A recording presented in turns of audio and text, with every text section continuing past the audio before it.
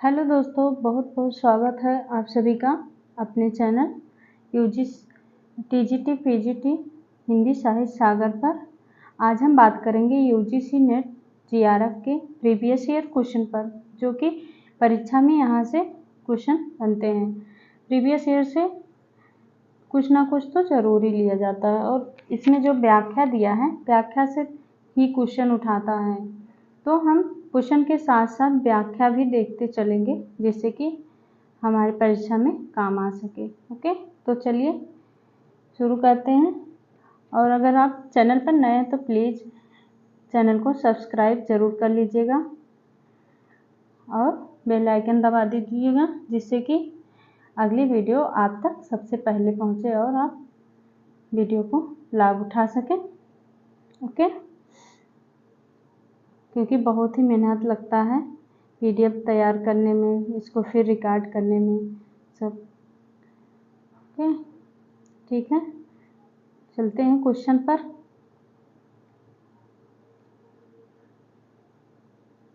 Question number 38 है, नीरव मुरली का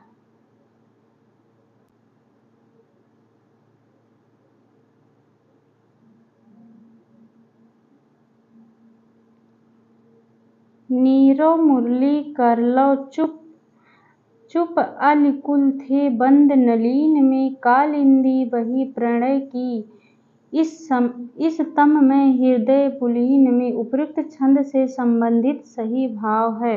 option है, दुखी और अंधकार में हृदय में प्रेम की कालिंदी प्रवाहित हो उठी। बी है, प्रेम में आबद्ध व्यक्ति परम शांति और सुख का अनुभव कर रहा है। सी है, दुखी हृदय में व्याप्त अंधेरे को प्रेम की यमुना भी नहीं बहा सकी। डी है, बांसुरी के स्वर मौन थे इसलिए भौरे भी गुंजार नहीं कर रहे थे। नीचे दिए गए विकल्पों में से सही उत्तर का चयन कीजिए। ऑप्शन है A D, A B, B C, B D. Right answer हो जाएगा ऑप्शन नंबर बी, ए और बी। ए और बी सही हो जाएगा इसका।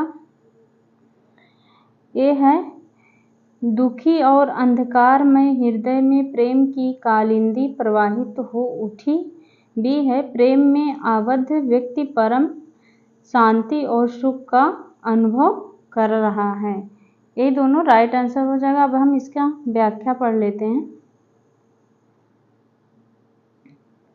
व्याख्या है, नीरो मुरली कर लो चुप अली कुल थे बंद नलिन में कालिंदी वह प्रणय की इस तम में हृदय पुलिन में उपयुक्त छंद में से संबंधित सही भाव है। दुखी और अंधकार में हृदय में प्रेम की कालिंदी प्रवाहित हो उठी और प्रेम में आबद्ध व्यक्ति परम शांति और सुख का अनुभव करा रहा है। उक्त छंद जयशंकर प्रसाद द्वारा रचित आंसू काव्य से उद्धृत है।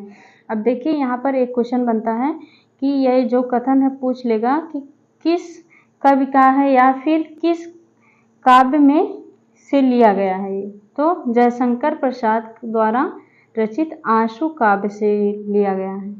ओके, क्वेश्चन नंबर 39 है, सूची 1 को सूची 2 से सुमेलित कीजिए।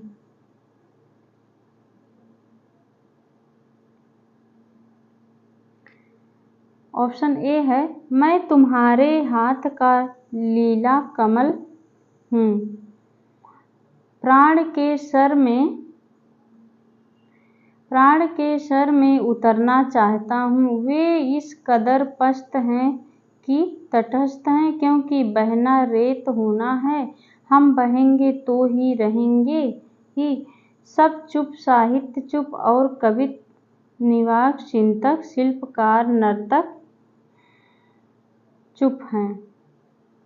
इसका राइट आंसर हो जाएगा option number B. Option B सही है। बी में है राइट आंसर बी। मैं तुम्हारे हाथ का लीला कमल, रामधारी सिंह दिनकर।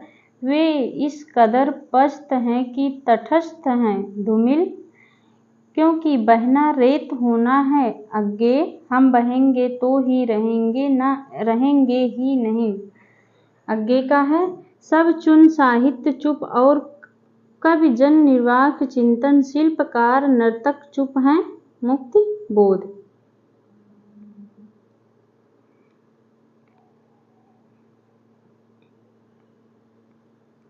क्वेश्चन नंबर 40 है, यह कथन शक्ति व्युत्पत्ति और अभ्यास समन्वित रूप में काव्य हेतु निम्नलिखित में से किसका है? शक्ति व्युत्पत्ति और अभ्यास किसका है?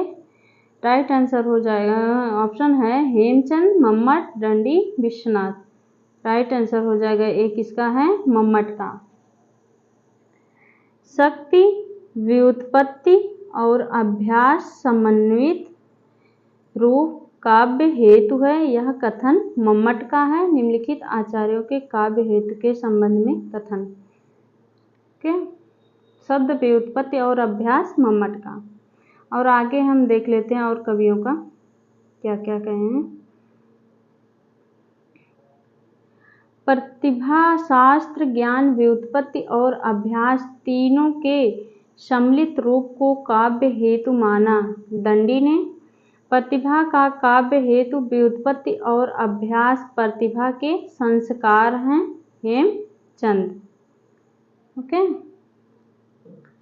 क्वेश्चन नंबर 41 है,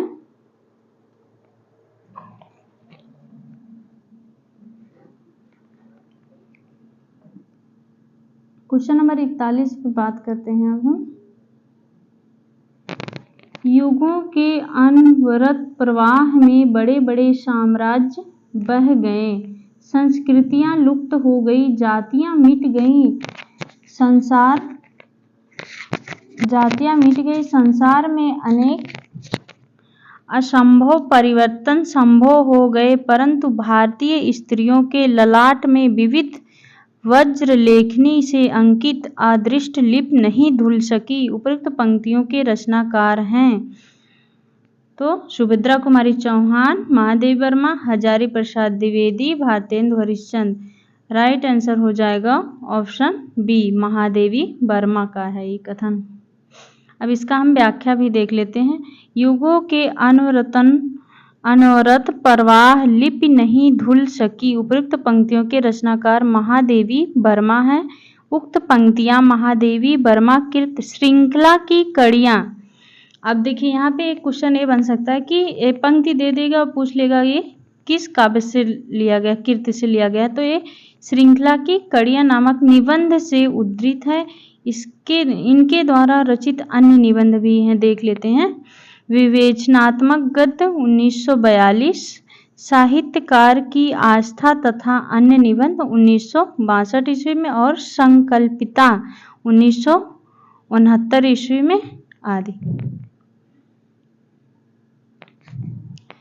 क्वेश्चन नंबर 42 है, पौन चलत वह देख बढ़ावे, जल पीवत वह जीव गंवावे, वह प्यारी सुंदर नार, नार नहीं पर है वह नार, इस पहेली का सही उत्तर है। ऑप्शन है स्त्री, लता, नाली, आग। राइट आंसर हो जाएगा डी, आग। पौन चलत वह देख बढ़ावे, जल पीवत वह जीव गंवावे, वह प्यारी सुंदर नार, नार नहीं पर वह है नार, इस पहेली का सही उत्तर है आग। यह अमीर खुसरो की मुकरियां से उद्धृत है। मुकरी का अर्थ है उसके अंदर ही निहित होता है। यहाँ नार का अर्थ है आग, नार का अर्थ है आग।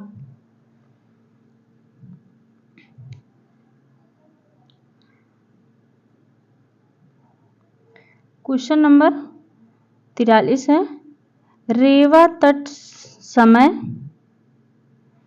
में वर्णित गजनी नरेश की मुक्ति से संबंधित कौन सी बातें सही है? रेवा तट में वर्णित गजनी नरेश की मुक्ति से संबंधित बातें सही हैं। ऑप्शन है ए, गजनी नरेश के अमीरों ने दंड स्वरूप हाथी घोड़े और माड़ी माणिक्य देकर गौरी को बंदी गृह कराया। बी है, खिज्र खां और दूसरे सुल्तानों के दबाव में आकर पृथ्वीराज चौहान ने गौरी को मुक्त किया।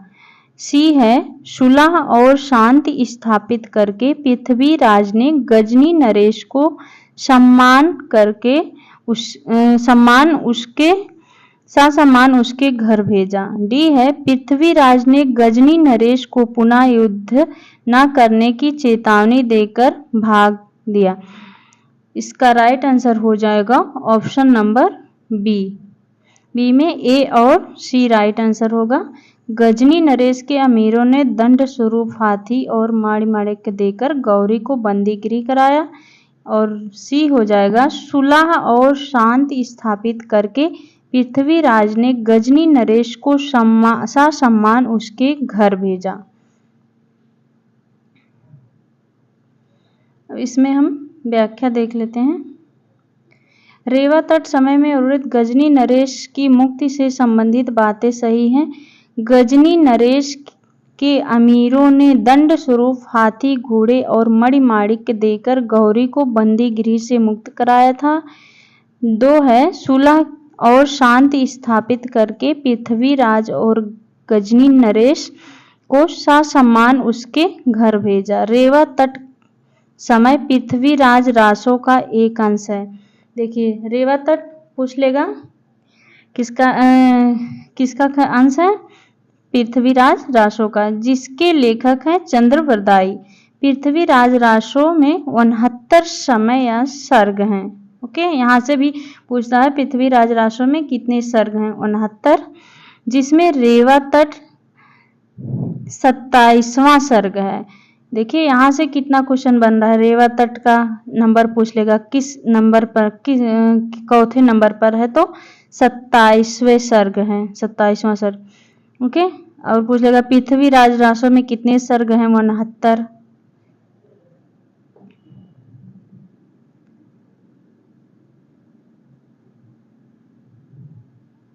क्वेश्चन नंबर 44 है।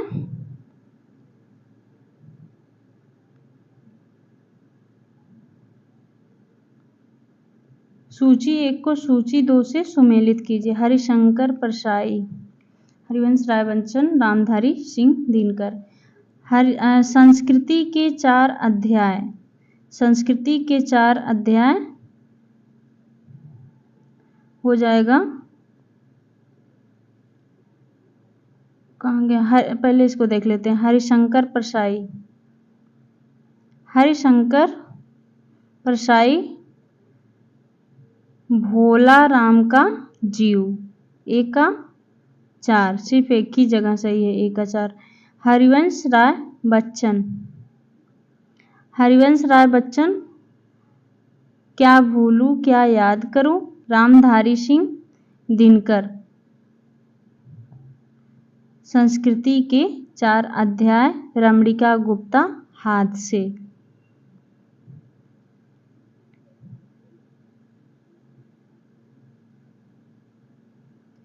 फिर आ गया सूची 1 को सूची 2 से सुमेलित कीजिए।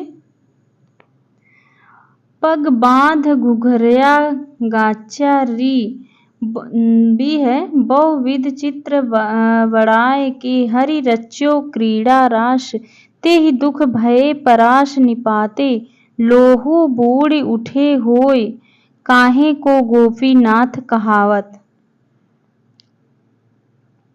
तो इसका पूछा गया है कौन सा राइट आंसर होगा? राइट आंसर है option number B, option B. A का 3, पग बांध घुघरिया नाचा, मीरा बहुविध चित्र बढ़ाए के हरि रच्यो क्रीड़ा रास, बी का 4, कबीर ते ही दुख भये पराश निपाते, सी का मलिक मोहम्मद जायसी काहे को गोपीनाथ कहावत सूरदास।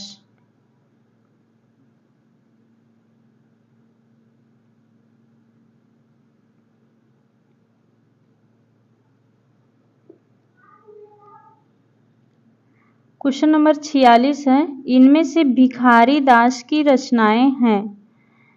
काव्य निर्णय, अंग दर्पण, श्रृंगार निर्णय, रस पीयूष निधि। तो हो जाएगा राइट आंसर ऑप्शन ए और सी सही है। इसमें काव्य निर्णय भिखारी दास की रचना है, काव्य निर्णय और श्रृंगार निर्णय भिखारी दास।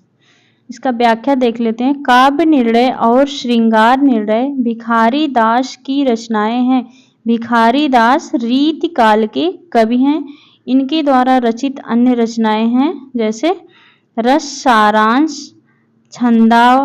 छंदारण पिंगल, शब्द नामकोश, विष्णु पुराण भाषा, शतरंज शतिका आदि। जबकि रस पीयूष निधि सोमनाथ की तथा अंग दर्पण रसनिधि की रचनाएं हैं।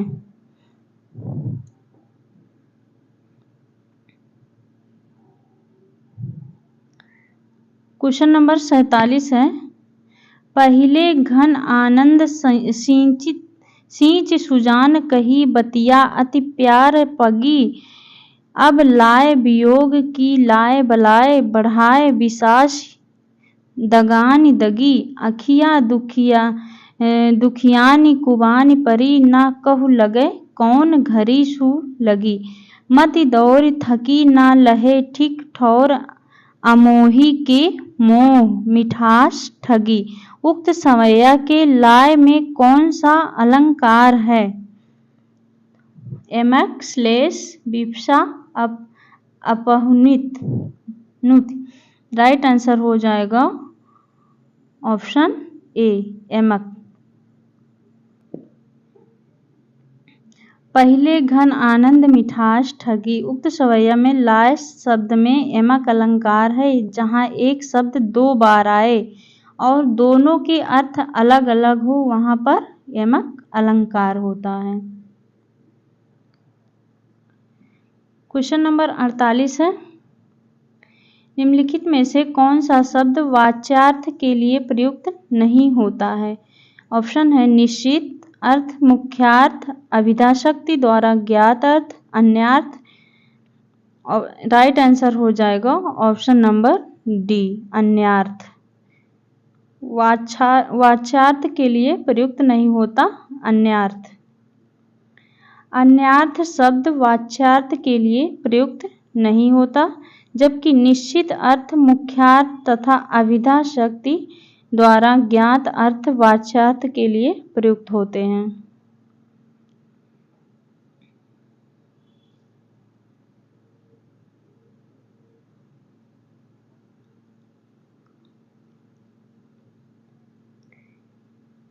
क्वेश्चन नंबर 49 है, एक कहानी यह भी के परिप्रेक्ष्य में सही तथ्य है। ऑप्शन ए है स्त्री पुरुष समानता की अभिव्यक्ति, भोगे हुए यथार्थ का मार्मिक चित्रण, पुरुषार्थ वाच्यार्थ को चुनौती, स्त्री की पक्षधरता का निषेध। इसमें सही तथ्य पूछा गया है। इसका राइट आंसर हो जाएगा ऑप्शन नंबर सी, बी और सी। एक कहानी यह भी के परिप्रेक्ष्य में सही उत्तर है भोगे हुए यथार्थ का मार्मिक चित्रण। बी है पुरुषार्थ वाच्यार्थ को चुनौती।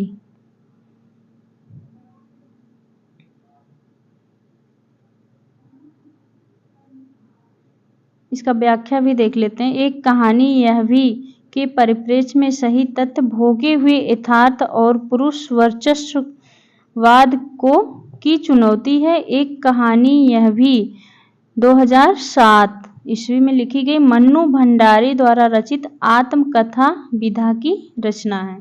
देखिए यहाँ से इसका सन पूछ ले सकता है, किसकी कीर्ति है ये, किसकी आत्मकथा है, तो मन्नू भंडारी द्वारा रचित आत्मकथा है।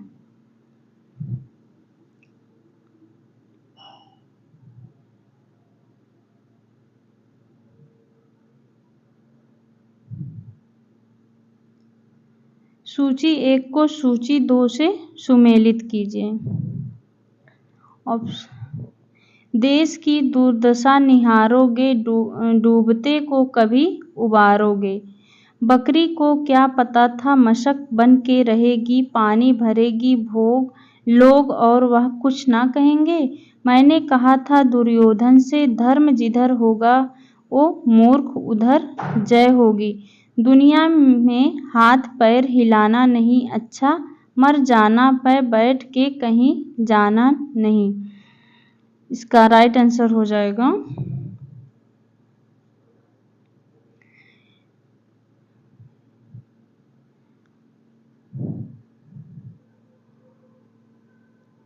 देश की दुर्दशा निहारोगे, डूबते को उबारोगे। इसका हो जाएगा बी, देवसेना का कथन है। बकरी को क्या पता था मशक बन के रह जाएगी, भरेंगे लोग और वह कुछ नहीं कहेगी। इसका हो जाएगा भिश्ती। मैंने कहा था दुर्योधन से, धर्म जिधर होगा वो मूर्ख उधर जय होगी। ये किसका है? गांधारी। फिर दुनिया में हाथ पैर हिलाना नहीं अच्छा है, मर जाना पे बैठ के कहीं जाना नहीं अच्छा है, आलस।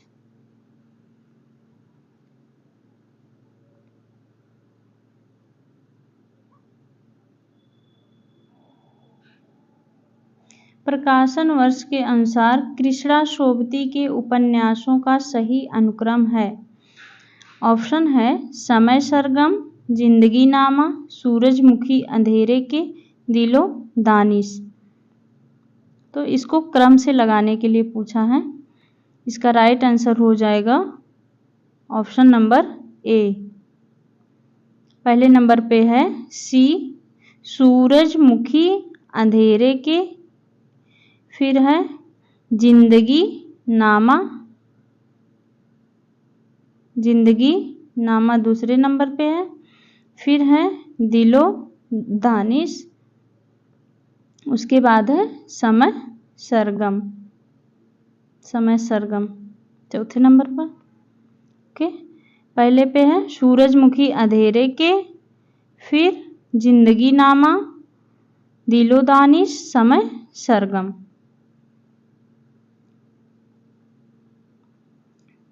इसका हम समय देख लेते हैं। प्रकाशन वर्ष के अनुसार कृष्णा सोबती के उपन्यासों का अनुक्रम है सूरजमुखी अंधेरे के 1972 ईस्वी, जिंदगी नामा 1979 ईस्वी, दिलो दानिश 1993, समय सरगम 2000 ईस्वी।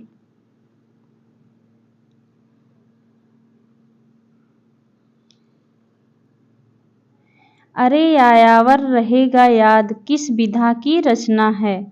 यात्रा साहित्य, आत्मकथा, रिपोर्टाज, डायरी। तो ये क्या है? यात्रा साहित्य। अरे यायावर रहेगा याद यात्रा साहित्य। अरे यायावर रहेगा याद यात्रा साहित्य विधा की रचना है। इसके लेखक कौन है? सच्चिदानंद हीरानंद वात्स्यायन अज्ञे।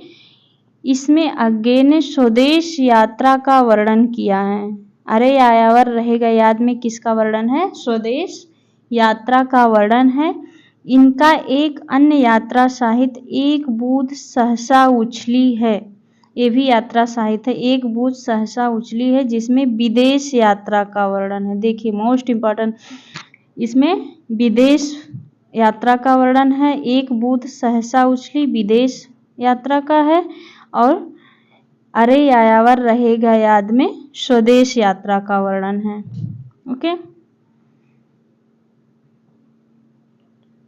प्रकाशन वर्ष के अनुसार वर्ष की दृष्टि से सही अनुक्रम। हिंदी साहित्य की भूमिका, बाणभट्ट की आत्मकथा, हिंदी साहित्य का आदिकाल, सूर साहित्य। तो इसका राइट आंसर हो जाएगा ऑप्शन सी।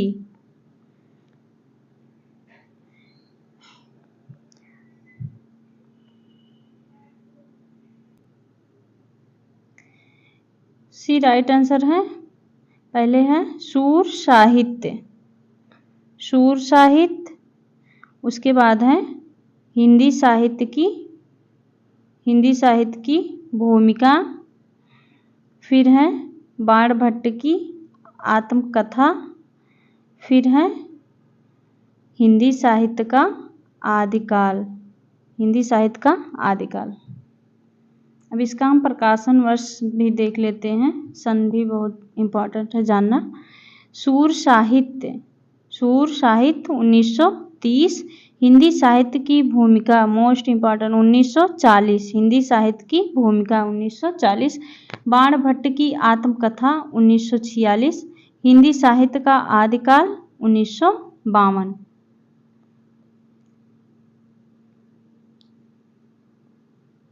अंधा युग के अंकों के नाम है, इसमें से पूछा गया, इसमें से कौन सा अंधा युग से है?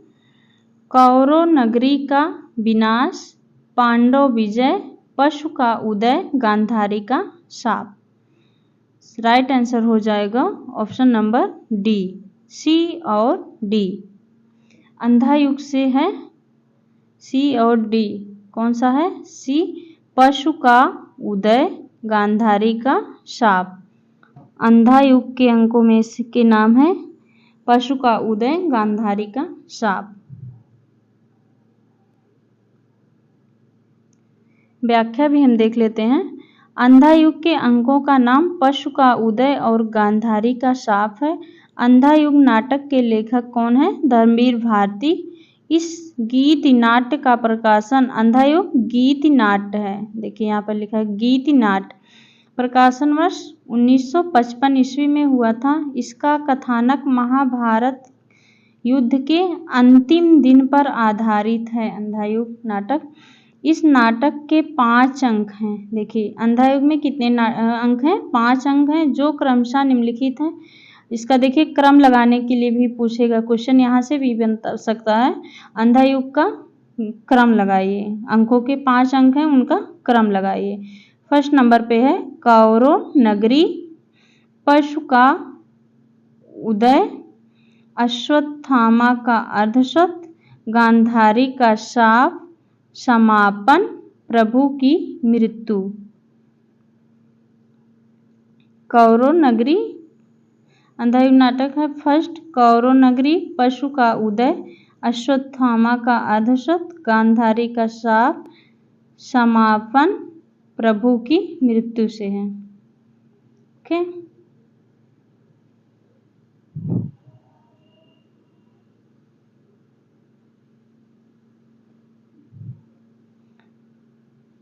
क्वेश्चन नंबर 55 है।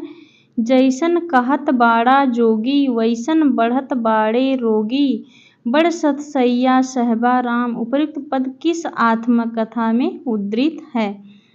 मुर्दैया, तिरस्कृत, हाथ से, आपहुदरी। राइट आंसर हो जाएगा ये मुर्दैया से लिया गया है, option number A right answer हो जाएगा। इसका व्याख्या देख लेते हैं, मोस्ट इम्पॉर्टेंट है ये कथा। जैसन कहत बाड़े जोगी, वैसन बढ़त बाढ़े रोगी, बड़ सतसैया सहबा राम। उपर्युक्त पद मुर्दैया आत्मकथा में उद्धृत है। मुर्दैया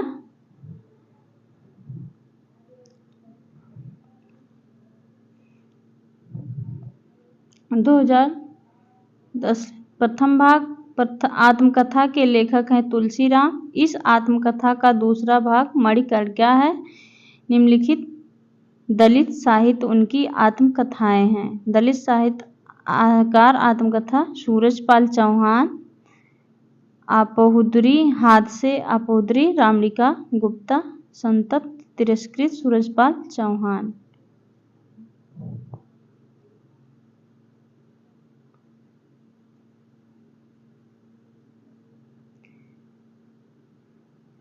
प्रकाशन वर्ष की दृष्टि से सही अनुक्रम: प्रजाहितैषी, माधुरी, हंस, प्रेमचंद द्वारा संपादित, आलोचना।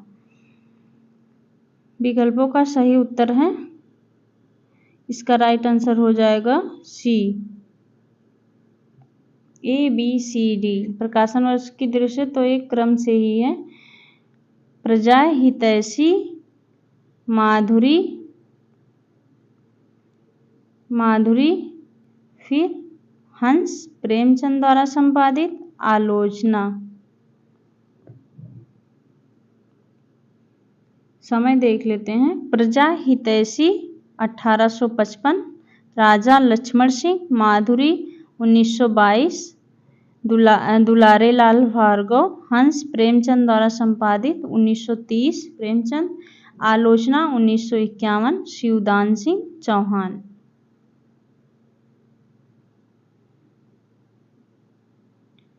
डूब बची लक्ष्मी पानी में, सती आग में पैठ, जिए उर्मिला करे प्रतीक्षा, सहे सभी घर बैठ, विधि से चलता रहे विधान।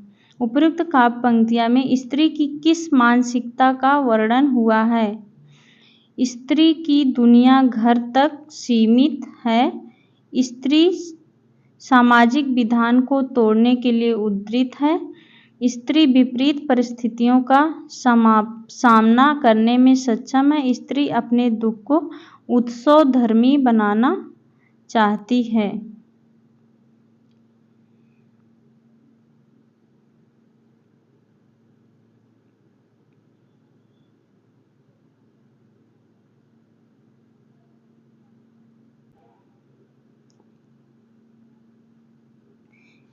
डूब बीच इसका हो जाएगा। डूब बीच लक्ष्मी पानी में, सती आग में पैठ, जिए उर्मिला करे प्रतीक्षा, सहे सभी घर बैठ, विधि से चलता रहे विधान। उपरोक्त काव्य पंक्तियों में स्त्री की किस मानसिकता का वर्णन किया गया है? तो राइट आंसर हो जाएगा ऑप्शन ए, स्त्री की दुनिया घर तक सीमित है। इस पंक्ति में स्त्री की मानसिकता का वर्णन हुआ है, स्त्री की दुनिया घर तक सीमित है।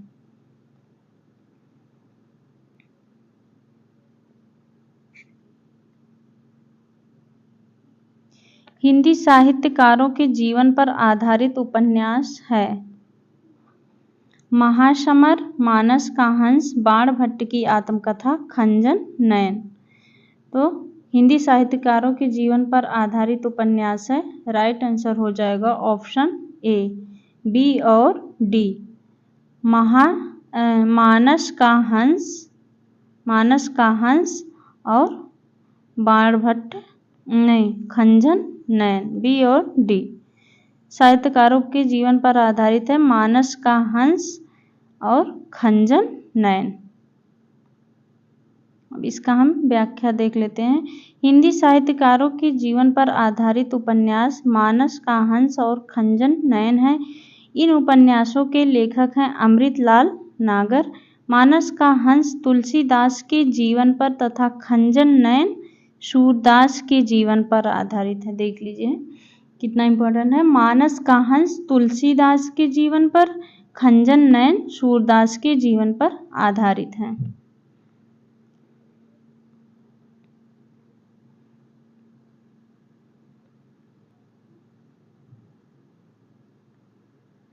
क्वेश्चन नंबर 59 है,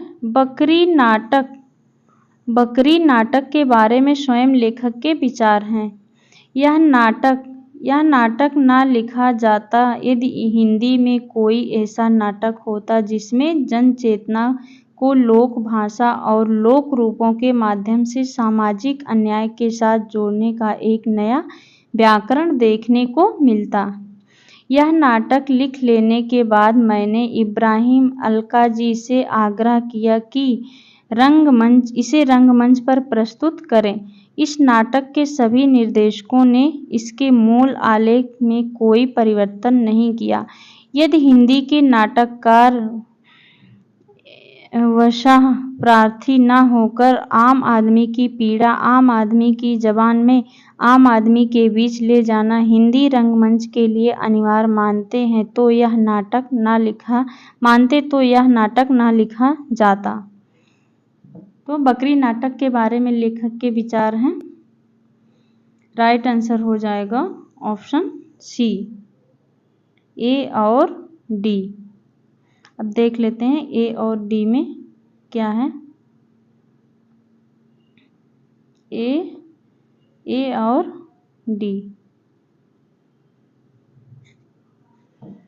यह नाटक ना लिखा जाता यदि हिंदी में ऐसा कोई नाटक होता जिसमें जनचेतना को लोक भाषा और लोक रूपों के माध्यम से सामाजिक अन्याय के साथ जोड़ने का एक नया व्याकरण देखने को मिलता।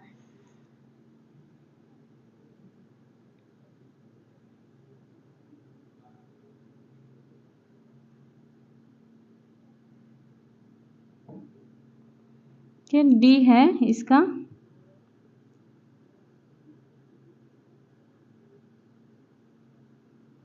डी में क्या है, यदि हिंदी के नाटककार वशः प्रार्थी ना होकर आम आदमी की पीड़ा आम आदमी की जबान में आम आदमी के बीच ले जाना हिंदी रंगमंच के लिए अनिवार्य मानते तो यह नाटक ना लिखा जाता। ओके। बकरी नाटक के लेखक हैं मुनेश्वर। बकरी नाटक के लेखक हैं मुनेश्वर। बकरी नाटक के बारे में स्वयं लेखक के विचार हैं, यह नाटक ना लिखा जाता यदि हिंदी में कोई ऐसा नाटक होता जिसमें जनचेतना को लोक भाषा और लोक रूपों के माध्यम से सामाजिक अन्याय के साथ जोड़ने का एक नया व्याकरण देखने को मिलता, तथा यदि हिंदी के नाटककार वशानुभूति न होकर आम आदमी की पीड़ा आम आदमी की जुबान में आम आदमी के बीच ले जाना हिंदी रंगमंच के लिए अनिवार्य मानते तो यह नाटक ना लिखा जाता।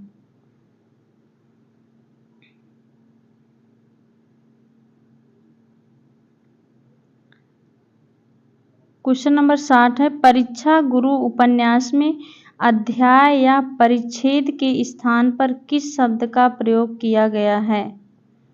परीक्षा गुरु में अध्याय या परिच्छेद के स्थान पर किस शब्द का प्रयोग किया गया है।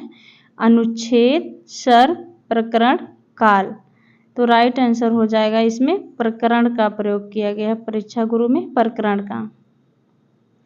परीक्षा गुरु उपन्यास में अध्याय या परिच्छेद के स्थान पर प्रकरण शब्द का प्रयोग किया गया है। परीक्षा गुरु 1882 ईस्वी में। उपन्यास के लेखक हैं लाला श्रीनिवास दास। आचार्य रामचंद्र शुक्ल ने लाला श्रीनिवास दास कृत परीक्षा गुरु को अंग्रेजी के ढंग का हिंदी का पहला मौलिक उपन्यास माना है। आचार्य रामचंद्र शुक्ल ने अंग्रेजी के ढंग का हिंदी का पहला उपन्यास माना है।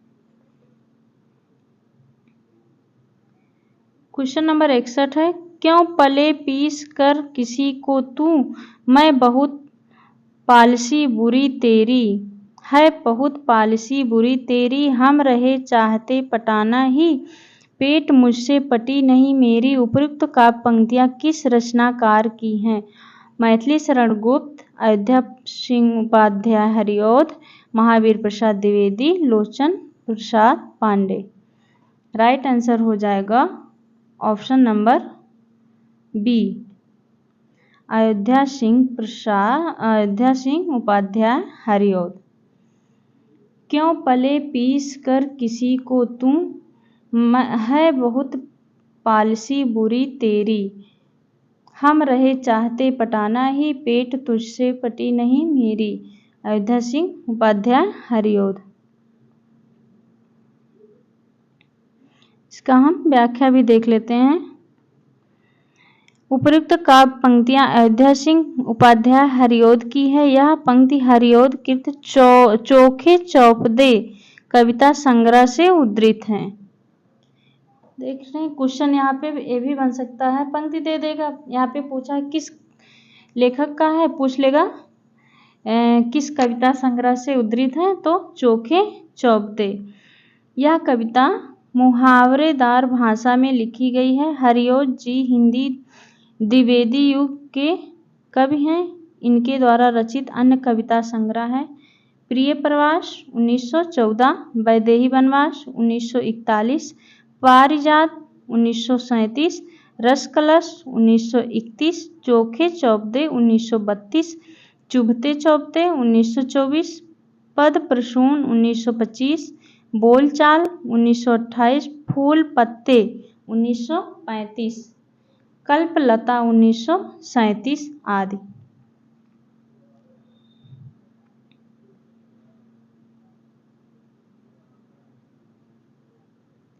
क्वेश्चन नंबर 62 है, हिंदी साहित्य का इतिहास रामचंद्र शुक्ल के आदिकाल के प्रारंभिक 4 प्रकरणों का सही अनुक्रम है।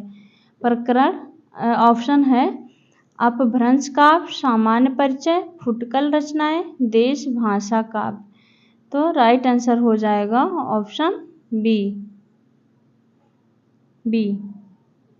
पहले क्या है, पहले नंबर पे है सामान्य परिचय, पहले नंबर पे है सामान्य परिचय, फिर है अपभ्रंश काव्य,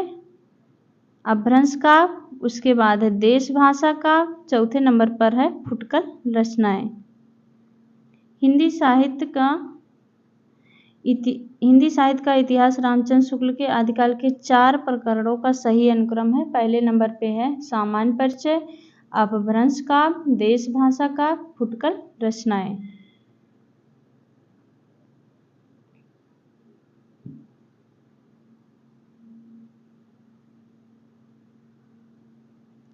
सूची 1 को सूची 2 से सुमेलित कीजिए। दुनिया का सबसे अनमोल रतन, अमृतसर आ गया, चीफ की दावत, पिता। तो दुनिया का सबसे अनमोल रतन देश प्रेम, अमृतसर आ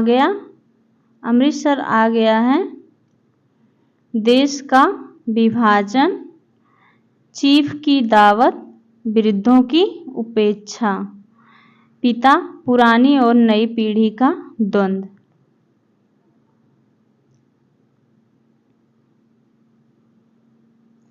प्रकाशन वर्ष की दृष्टि से जयशंकर प्रसाद के निम्नलिखित नाटकों का सही अनुक्रम है।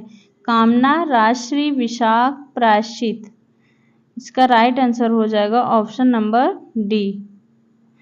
प्रायश्चित पहले नंबर पे है प्रायश्चित, फिर है उसके बाद राजश्री, फिर विशाख, उसके बाद है कामना।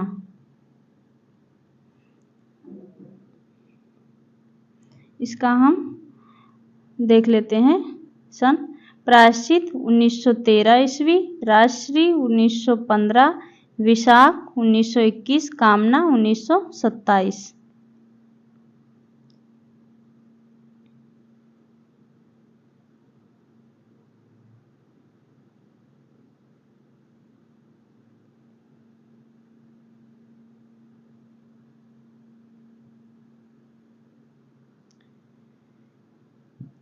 अगला क्वेश्चन है, सुफल जन्म मोको गुरु कीना, दुख विसार सुख अंतर दीना।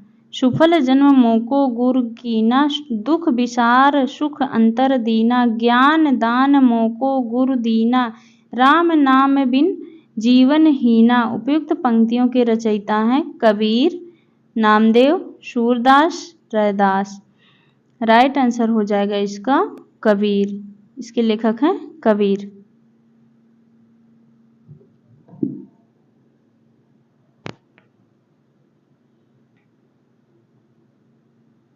अगला क्वेश्चन है, आई.ए. रिचर्ड्स की दृष्टि से काव्य भाषा की विशेषता है। छंदम कथन की प्राथमिकता, सूचनात्मक अर्थ की प्राथमिकता, रागात्मक अर्थ की प्राथमिकता, तथ्यात्मक अर्थ की प्राथमिकता। आई.ए. रिचर्ड्स की काव्य भाषा की क्या विशेषता है? राइट आंसर हो जाएगा option number C, option C, A और सी। ए और सी। ए है छंदम कथन की प्राथमिकता, सी है रागात्मक अर्थ की प्राथमिकता। इसका व्याख्या देख लेते हैं। आइए रिचर्ड की दृष्टि से काव्य भाषा की विशेषता, छंद कथन की प्राथमिकता और रागात्मक अर्थ की प्राथमिकता है। इन्होंने मूल सिद्धांत एवं संप्रेषण सिद्धांत का प्रतिपादन किया। आइए रिचर्ड्स ने इनके द्वारा रचित प्रमुख कृतियां हैं the foundation of aesthetic 1922, the meaning of meaning 1923, the principles of literary criticism आइए रिचर्ड्स 1924, प्रैक्टिकल क्रिटिसिज्म 1929 आइए रिचर्ड्स से भी, साइंस एंड पोएट्री तथा इंटरप्रिटेशन इन टीचिंग 1938 आदि।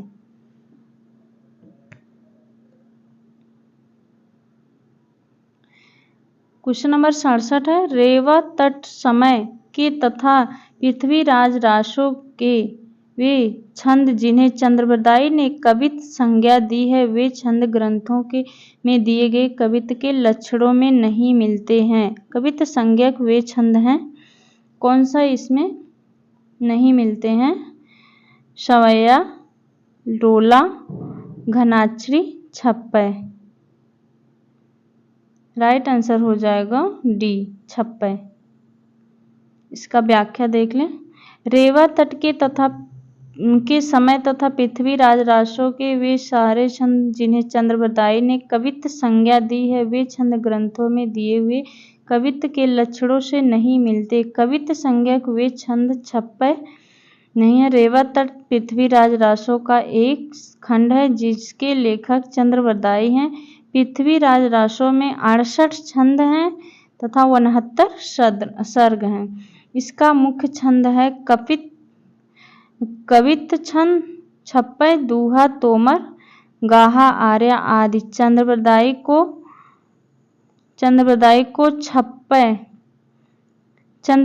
को छप्पय छंद की विशेषज्ञ माना जाता है। छप्पय छंद को चंद्रबरदाई को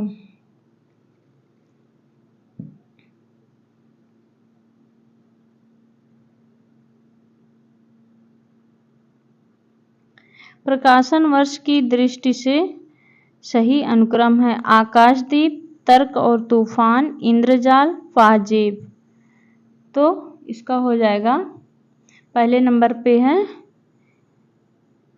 आकाशदीप, फिर है इंद्रजाल, फिर पाजेब, चौथे नंबर पे है तूफान, तर्क और तूफान। राइट आंसर हो जाएगा ऑप्शन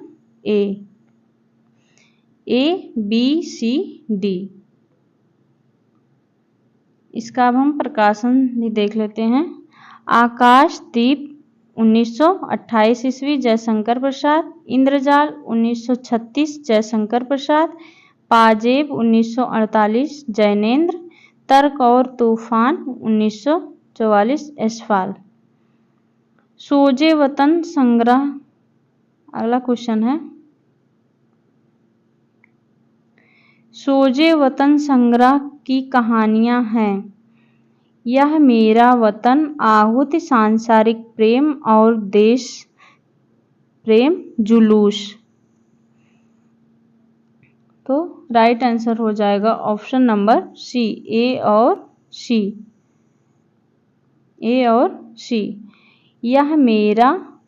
यही मेरा वतन है। सोजे वतन संग्रह की कहानी यही मेरा वतन है। सी है सांसारिक प्रेम और देश प्रेम। सोजे वतन प्रेमचंद का प्रथम कहानी संग्रह है। सोजे वतन प्रेमचंद की प्रथम कहानी संग्रह है जिसका प्रकाशन 1908 ईस्वी में जमाना प्रेस कानपुर से हुआ था। सोजे वतन में 5 कहानियां संकलित हैं। कितनी कहानियां संकलित हैं? 5 कहानियां।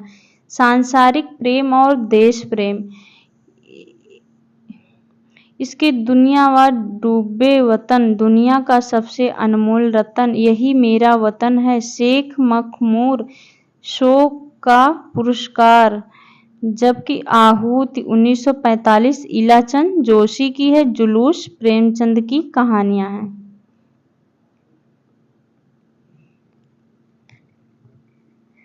क्वेश्चन नंबर 70 है, निम्नलिखित में से हिंदी स्वराज्य के लेखक हैं। ऑप्शन है महात्मा गांधी, महादेव देसाई, जमनालाल बजाज, काशीनाथ त्रिवेदी। हिंद स्वराज किसका है? Mahatma Gandhi. Right answer A वाला। हिंद स्वराज के लेखक महात्मा गांधी हैं। गांधी जी द्वारा रचित अन्य साहित्यिक कृतियां भी हैं। सत्य का प्रयोग, द वर्ड्स ऑफ गांधी, मेरे सपनों का भारत आदि।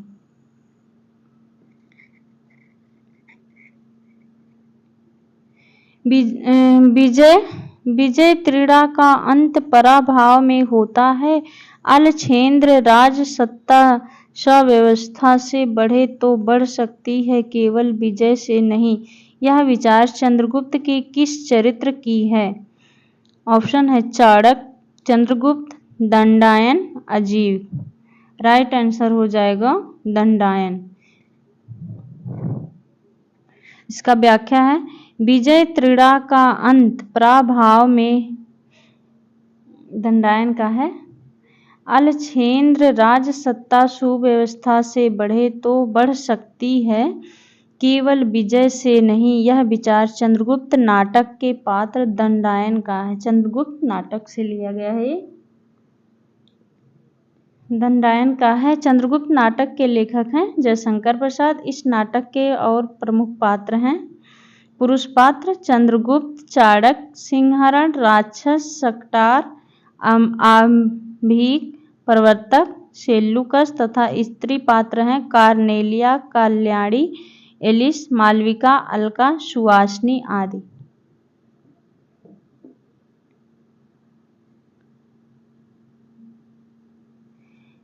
निरख सखी एक खंजन आए गीत से संबंधित तथ्य हैं। मेरे प्रिय ने अयोध्या की ओर रुख करके मेरा ध्यान किया। उर्मिला कहती है कि मेरे प्रिय ने मेरा ध्यान किया है, इसलिए कामदेव डरकर भाग गया।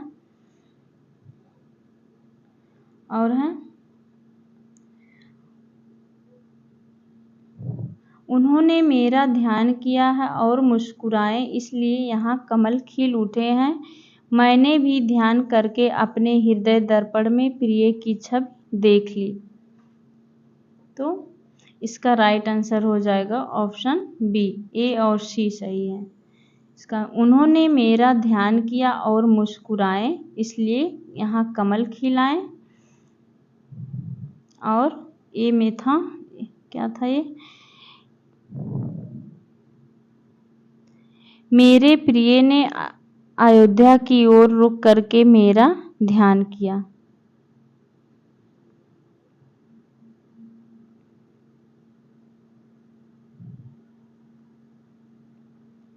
निरख सखी एक खंजन आए गीत से संबंधित तथ्य है कि उर्मिला कहती हैं कि मेरे प्रिय अयोध्या की ओर रुख करके मेरा ध्यान किया, इसलिए उनके आँखों के प्रतीक खंजन यहाँ दिखाई देने लगे हैं तथा उन्होंने मेरा ध्यान किया और मुस्कुराए, इसलिए यहाँ कमल खिल उठे हैं।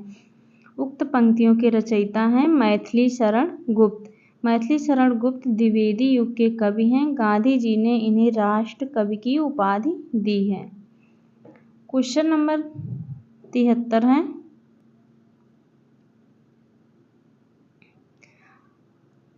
असाध्य वीणा साहित्य साधना की संकेत है। प्रियंबद की तरह इसकी साधना में आत्मान्वेषण करना पड़ता है, परान्वेषण करना पड़ता है, सांस्कृतिक शोध करना पड़ता है, समाज से परामुख होना पड़ता है। इसका राइट आंसर हो जाएगा आत्मान्वेषण करना पड़ता है। असाध्य वीणा साहित्य साधना की संकेत है। प्रियंबद की तरह इसकी साधना में आत्मान्वेषण करना पड़ता है। असाध्य वीणा नामक काव्य के लेखक हैं सच्चिदानंद, हीरानंद, वात्स्यायन, अज्ञे। असाध्य वीणा विसर्जन है। अज्ञे द्वारा रचित अन्य कविताएं हैं कल्कि बाजरे की, सांप, नदी के दीप, हरी घास पर क्षणभर, जितना तुम्हारा सच, शब्द और सत्य, यह दीप अकेला आदि।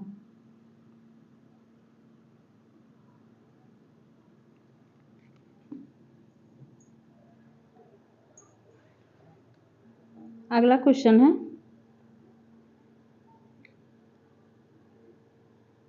अभिकथन और कारण पूछा गया है। गैर रोमांटिक दौर में रोमानियत को एक गाली के रूप में प्रयुक्त किया जाता है क्योंकि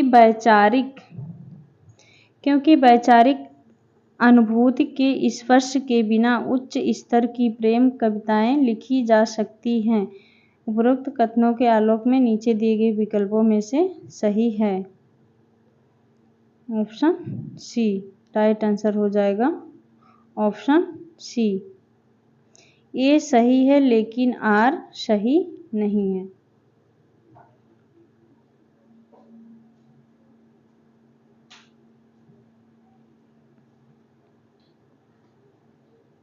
रत्न खान के रचयिता हैं।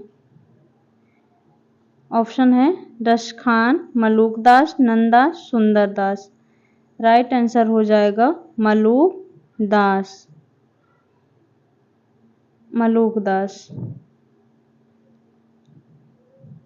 रत्न खान के रचयिता हैं मलूकदास।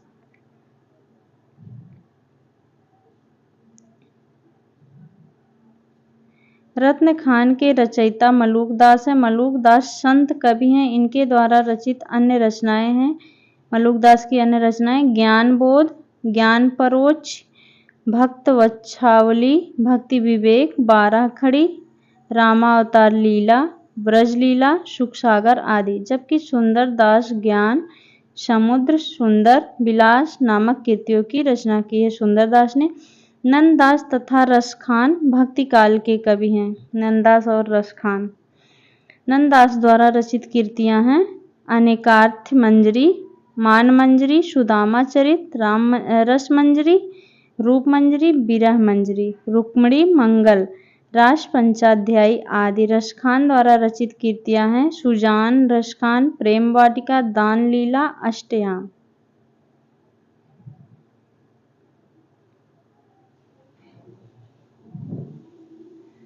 अगला क्वेश्चन है, किसी श्रीमान जमींदार के महल के पास एक गरीब अनाथ विधवा की झोपड़ी थी। जमींदार को अपने महल का हाता उस झोपड़ी तक बढ़ाने की इच्छा हुई। उपयुक्त पंक्तियां किस कहानी की प्रारंभिक पंक्ति है? एक टोकरी भर मिट्टी, सम्मदिया, पूस की रात, ठाकुर का कुआं। राइट आंसर हो जाएगा ऑप्शन ए, एक टोकरी भर मिट्टी। किसी श्रीमान जमींदार के महल के पास गरीब अनाथ विधवा की झोपड़ी थी। जमींदार को अपने महल का हाता उस झोपड़ी तक बढ़ाने की इच्छा थी। उपयुक्त पंक्तियां एक टोकरी भर मिट्टी की प्रारंभिक पंक्ति है। एक टोकरी भर मिट्टी 1901 ईस्वी। कहानी के लेखक हैं माधवराव सप्रे, देवी प्रसाद वर्मा। देवी प्रसाद वर्मा ने इसे हिंदी की प्रथम कहानी माना है। जबकि पूस की रात, ठाकुर का कुआं तथा सम्मदिया मुंशी प्रेमचंद द्वारा कहानी है।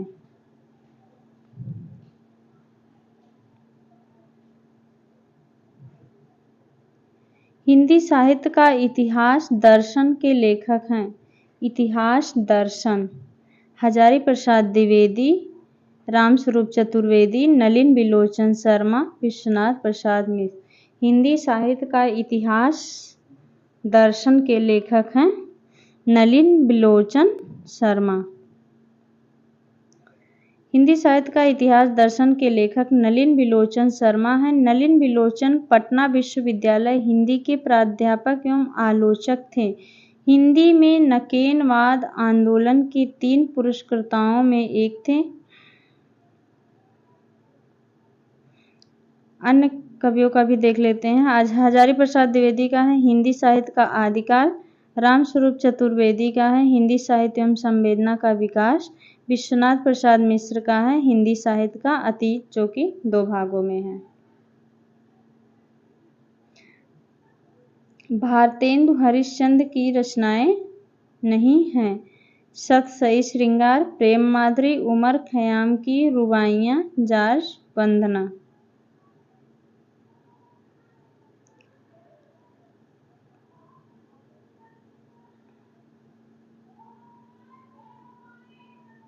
राइट आंसर हो जाएगा इसका उमर खयाम की रुबाइयाँ, जॉर्ज वंदना, जो कि भारतेंदु हरिश्चंद्र की नहीं है। सतसई श्रृंगार है, प्रेम माधुरी है, ये दोनों नहीं है।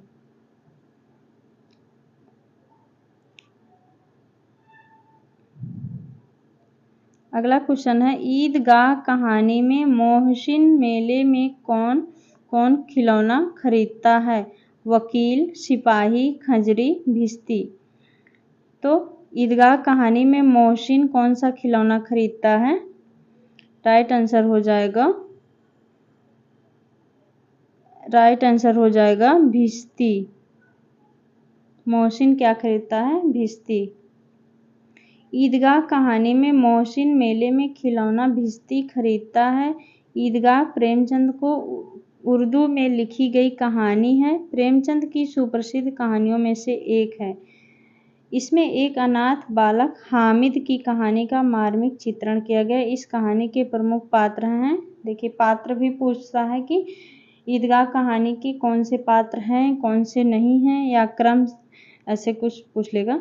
अमीना, महमूद, मोहसिन, नूरे, शम्मी आदि ईदगाह कहानी के पात्र हैं। खिलौने खरीदे हैं।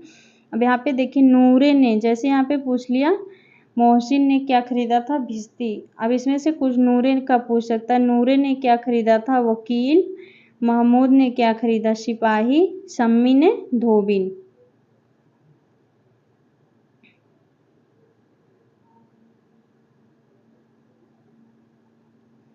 रीति साहित्य के बारे में हजारी प्रसाद द्विवेदी के कथन। ऑप्शन है रीति काव्य मादक कविता का साहित्य है। बी है रीति कविताएं पाठकों को सामाजिक चेतना भाव पैदा करती है। रीति साहित्य में चित्रित नारी अपनी महिमा महिषी नहीं बन पाई। रीति कवि दरबारी मनोवृत्ति से परिचित होने के कारण राष्ट्रों से विमुख होने लगे। राइट आंसर हो जाएगा option number A. Right answer हो जाएगा ऑप्शन नंबर ए और सी राइट आंसर हो जाएगा इसका। रीति काव्य मादक कविता का साहित्य है और सी वाला है रीति साहित्य में चित्रित नारी अपनी महिमा का महिषी नहीं बन पाई। ये हजारी प्रसाद द्विवेदी के कथन है रीति साहित्य के बारे में। यहाँ पे हमने यहाँ तक कंप्लीट कर लिया, जो कि यूजीसी नेट परीक्षा होने वाली ही है, जो कि यहाँ से भी क्वेश्चन बन सकता है, व्याख्या से उठा सकता है, क्योंकि अब दोबारा परीक्षा होने जा रही है। तो देखिए कैसे क्वेश्चन बनता है, किस पैटर्न पे दे दे। ओके, तो उम्मीद है आप सभी को ये पढ़ के अच्छा लगा होगा। और प्लीज़ अगर अच्छा लगा हो तो प्लीज़ वीडियो को लाइक एंड चैनल को सब्सक्राइब ज़रूर कर लीजिएगा, जिससे कि मेरा भी उत्साह बढ़े, ताकि मैं आगे और अच्छा कर सकूं। और कमेंट में आप ज़रूर बताइए मुझसे कहीं भी गलती हो या मुझसे कोई कमी रह जाए मुझसे, तो उसे प्लीज़ बताइएगा, जिससे कि मैं आगे की वीडियो में उसका सुधार कर सकूं। ओके, तो चलिए मिलते हैं अगली क्लास में। तब तक के लिए बहुत बहुत धन्यवाद। मिलते हैं नेक्स्ट वीडियो में, तब तक के लिए बहुत बहुत धन्यवाद।